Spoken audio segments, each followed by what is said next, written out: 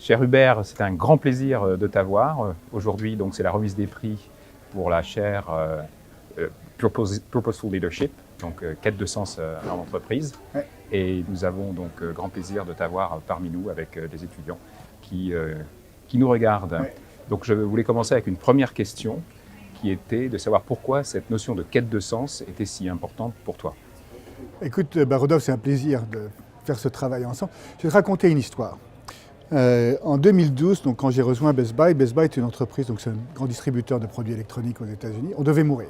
Amazon devait nous tuer et les choses avaient l'air assez...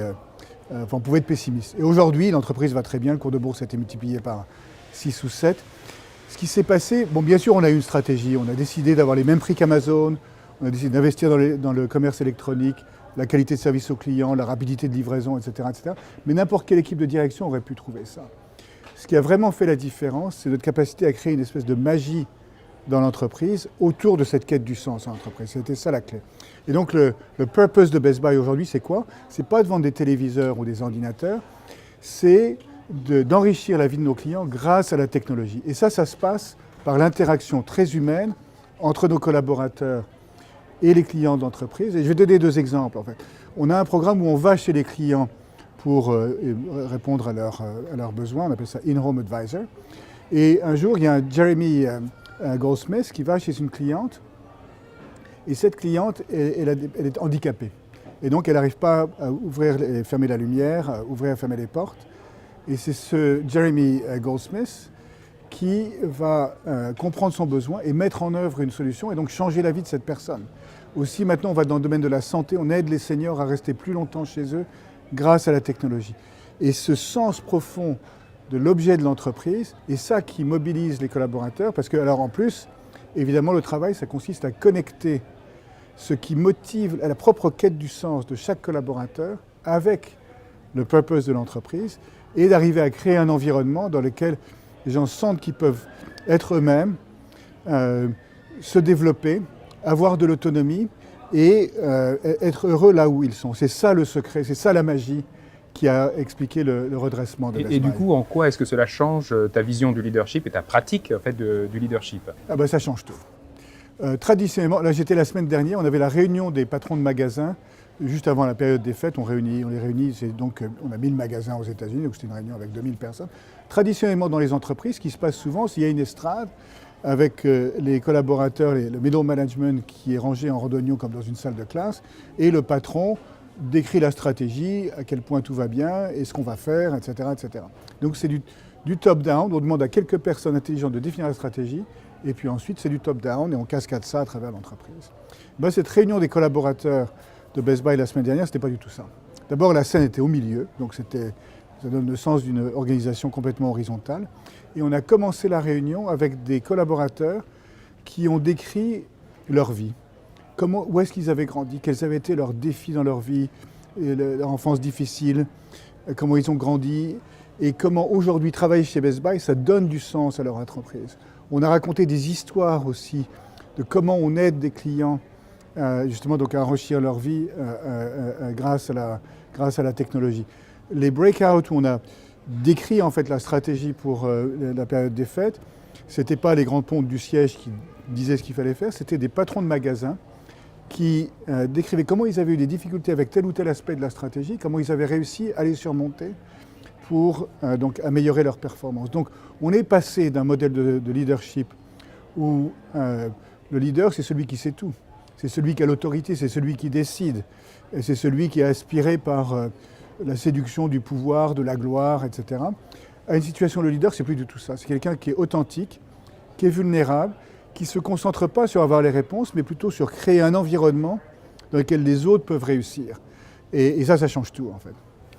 Et par rapport donc à nos étudiants qui sont dans la salle, est-ce que tu aurais un message particulier à leur communiquer à ce sujet? Alors, les messages, ça c'est chacun. Mais premièrement, félicitations, parce qu'être rentré à HEC, c'est un grand exploit.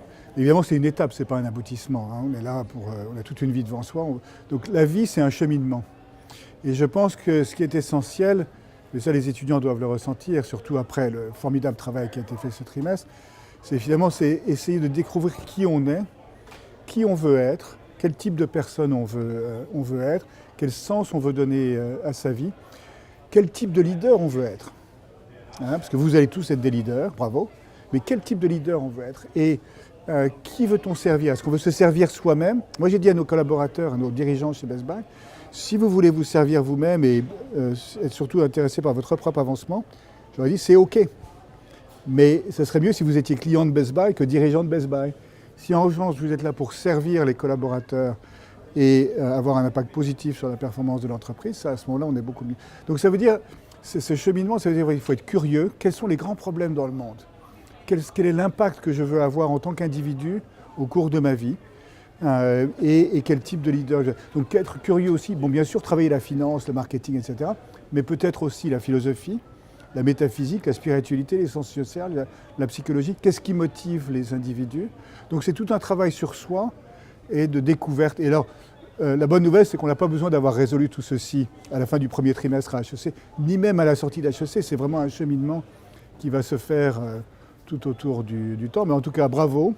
Et puis, good luck. Et qu'est-ce que tu pourrais nous dire, les raisons du coup qui t'ont motivé à vouloir créer cette chaire Purposeful Leadership à HEC? Ah bah oui, ça c'est nos discussions qu'on avait eues, c'était il y a 2 ans en fait. Hein. Ben, c'est en fait cette idée que la quête du sens en entreprise, c'est quelque chose qui est urgent et vital. C'est-à-dire qu'aujourd'hui, les entreprises, c'est des organisations humaines qui réunissent des individus qui travaillent ensemble dans la poursuite d'un projet. Et ces entreprises peuvent avoir un impact considérable. Et la manière dont on va se comporter en entreprise peut avoir un impact sur le monde, sur la société, sur les différentes parties prenantes de l'entreprise. Et ce qui m'avait frappé, c'est que tout ceci, en fait, dans les écoles, on apprend très bien les techniques, la stratégie, le marketing, la finance, la comptabilité, etc. Mais tout ce travail sur quel est le sens de notre action, pourquoi travaille-t-on et comment veut-on travailler, ça c'était un petit peu absent et j'ai trouvé, on a eu un très bon dialogue, en fait, on s'est vraiment retrouvé qu'on pouvait faire la différence en préparant mieux les leaders de demain à être les leaders dont le monde a besoin. Donc c'était un enjeu qui valait la peine d'être relevé. Merci beaucoup Hubert pour cette chaire, pour ton message, ton témoignage et ton action auprès des étudiants d'HEC et d'HEC en général. Et merci à toi Rodolphe et à toute l'équipe, à Peter Todd et à toute l'équipe qui avait embrassé ce sujet et fait de la quête du sens entreprise un des enjeux majeurs pour HEC. Moi je suis bluffé par tout le travail que vous avez fait, donc bravo, merci.